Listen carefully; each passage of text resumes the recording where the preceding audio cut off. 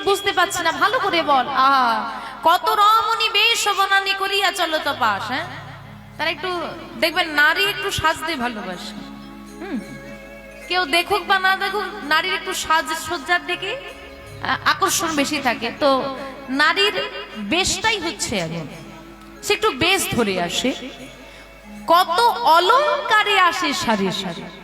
আর এই বেশটা সুন্দর করার জন্য নারী কতই অলংকার করে।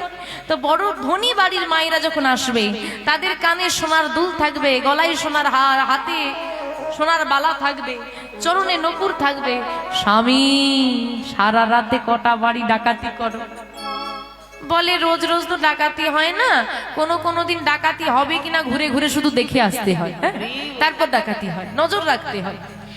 কোনোদিন একটা দুটো তিনটে, এর থেকে বেশি হয় না।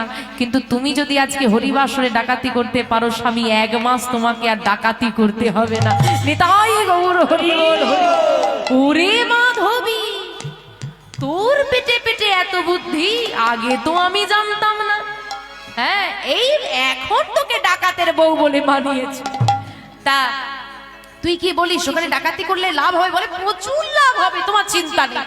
হ্যাঁ, এই জন্য তো আমি সেদিন থেকে বলছি ভাগবত শুনতে যাব, কিন্তু তুমি তো আমাকে ঠিক মতো বলতেই দিলে না। তা তুই কি বলছিস আজকে যাবো? আরে যাবো মানে আজকেই শেষ, আজকে না হলে আর হবে না। চলো চলো। বলে দাদা এইভাবে চলো চলো বললে তো হবে না, শুরু কটা থেকে হয়? বলে সন্ধ্যা থেকে।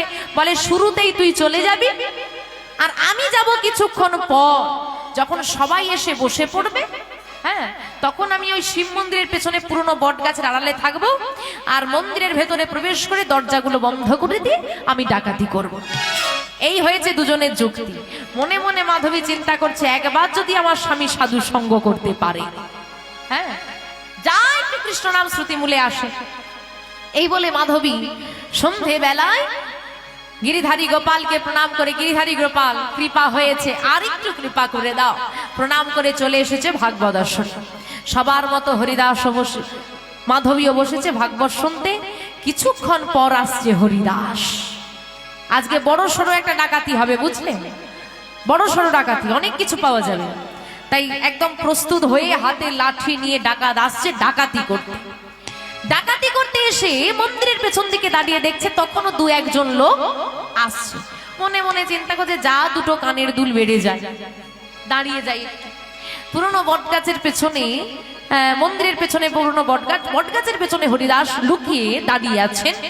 ভাগবত আসর শুরু হয়েছে, পাঠক ঠাকুর পাঠ করে চলেছে। শেষ দিন, বহু ভক্ত। আর পাঠ করবে কর, পাঠ করছে কোন অংশটা না? ভগবান শ্রীকৃষ্ণের বাল্যলীলা। এত অংশ থাকতে ওই দিন ওইটা পাঠ হচ্ছে। আর তিনি ওই লীলা বিষয়বস্তু পাঠ করার সঙ্গে বলছেন, শোনো মাইরা, এইটা হচ্ছে উত্তরপ্রদেশ রাজ্য, মানে উত্তরপ্রদেশ রাজ্যের ঘটনা। পাঠক ঠাকুর বলছেন এটা উত্তরপ্রদেশ রাজ্য।